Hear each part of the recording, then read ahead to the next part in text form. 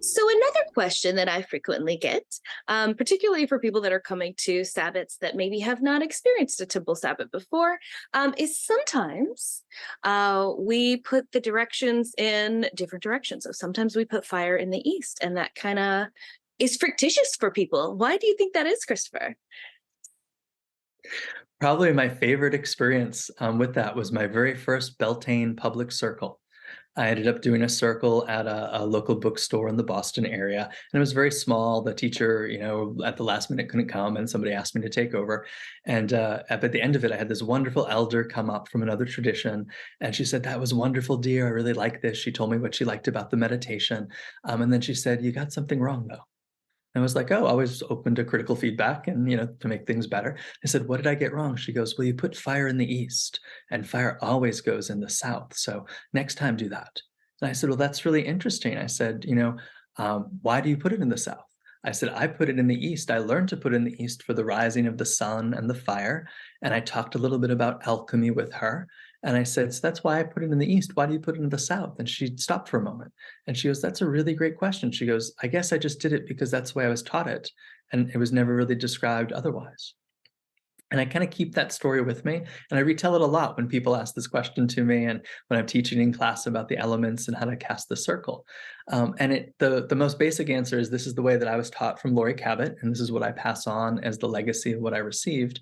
But in hearing that question, as I did more public work, I did more research and trying to understand, what is the dynamic of that. And by the time we created the Temple of Witchcraft, we actually have several different orientations of how to put the elements. And I always like to tell people, as long as you put an element in a direction, it's going to work, but you should sort of know why, or, what's the poetry of it. So sometimes it's practical. Like I'm here on the East Coast, and sometimes I do circles on the beach. And if I'm doing something on the beach and the ocean is to the east, it seems a little ridiculous to put water in the west. Yet that's the classical idea. And the classical idea comes from we're kind of coming, and our legacy and our roots kind of come from a homeland. So when you kind of orient things, you put them, to the homeland of where you're coming from. So the European traditions have the big vast ocean to the west, so that's where water comes from. So I know your question was on fire though. So let's get back to the fire. The idea that in alchemy, we have each of the elements have two qualities. Every element can be warm or cold, and every element can be wet or dry. And if you plot out those qualities and you put them on a wheel to be next to each other, and then you put the appropriate element between those qualities, you always have to have fire and water opposite of each other, and earth and air opposite of each other. This goes back to ancient Greek medicine. It goes back to the alchemical traditions. To transform one element to another, you need the primal elements opposed, and you need the secondary elements, the more complex elements, earth and air, opposed as well. And that creates a dynamic tension that in the temple we sometimes call either the alchemical circle or the underworld circle. We're not against the traditional view that people put air in the east and fire in the south. That's really based on the seasons, although it's a fairly modern rendition. A lot of people think of it as traditional and think it goes back for hundreds of years, but it was really the influence for Alpheus Levi, who had a huge influence on the Golden Dawn, who then had a huge influence on modern Wicca. In fact, there's takes in the lesser key or the greater key, one of the keys of Solomon, where it just makes an offhanded reference that says fires in the east. So I found that kind of an interesting thing through our discoveries and our studies. And then, as you start to look at what they call the royal stars, we have these royal stars associated with seasons, and we tend to put them around the wheel clockwise for the seasons.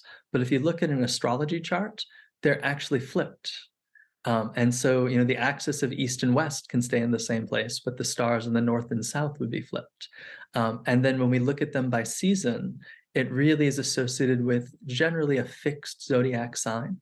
And the fixed zodiac signs have different elements than what we've put to their season.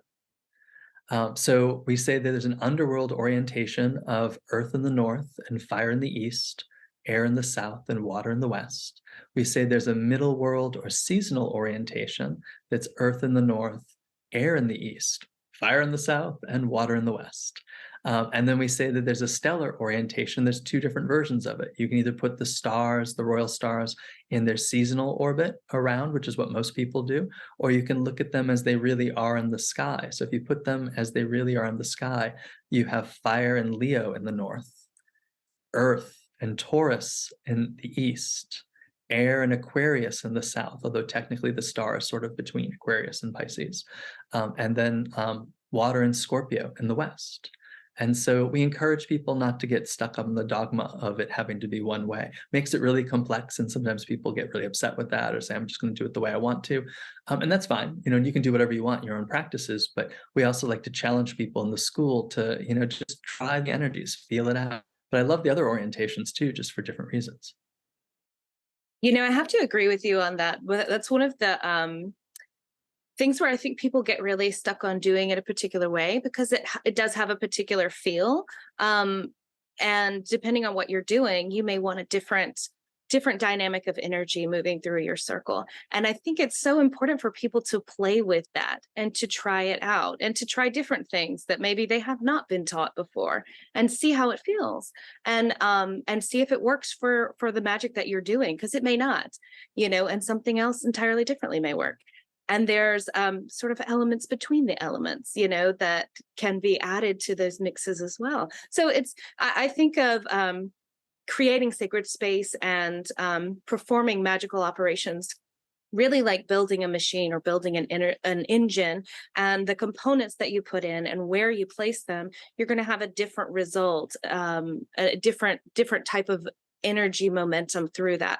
So it really is a matter of experimenting and working with these different things, and like you said, attuning to the land of where you're working with. If you're working with Greek deities, perhaps you want to look at the land there and really attune your elements, orient yourself in that land, to help draw those energies and those spirits and those, all the lore and stories and magic that comes from that place as well. You can attune your place here with those places where you're working with. So I think there's all different kinds of ways to work it. And I agree with you. It kind of shocks people because they're like, oh, I hadn't thought about why. So think about always the why, always ask why. I'm loving this.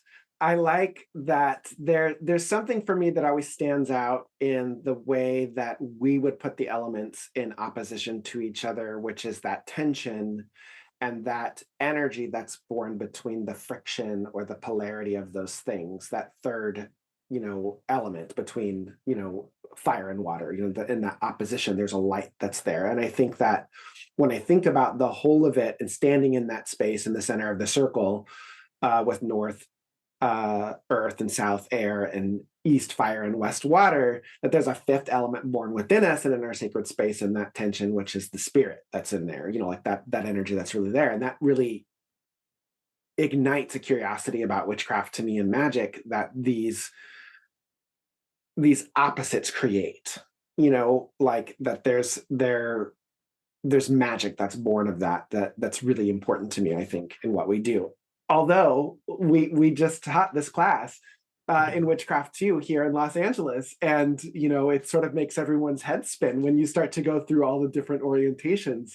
And I think it's respecting where we should respect hard ideas, like this really works and I'm going to go with this, yes, but also diffusing those sometimes because they can be dogmatic, igniting curiosity instead to say, try it this way and find out what happened, and then having a student sit in that energy and then switch it and have them sit in that energy. And rather than being, is it right or wrong, being like, what does it do and why?